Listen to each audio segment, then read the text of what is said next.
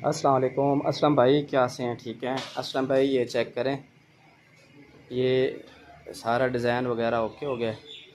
ठीक है, ये आगे से भी देख लें, माशाल्लाह। ये हापर के ऊपर से भी 40 से 50 किलो मटेरियल डलेगा इसमें। ये देख लें, ये बलोर आ गया, ये 3 HP की मोटर आ गई, 3 फेज़। ये बेल्ट लगा रहा है। ठीक है जी, ये बेल्ट एक यहाँ लग गया, एक इसके साथ लगेगा, वो नीचे पड़ा है। लो जनाब, ये भाईजान माशाल्लाह बहुत खूबसूरत छाना अपना तैयार हो गया जी, बेहतरीन और ख़ूबसूरत माशाल्लाह। लो जी, ये बेल्ट वगैरह लग गए। ठीक है भाईजान, माशाल्लाह बड़ा खूबसूरत बन गए। यहाँ पर माशाल्लाह हर चीज़ ओके।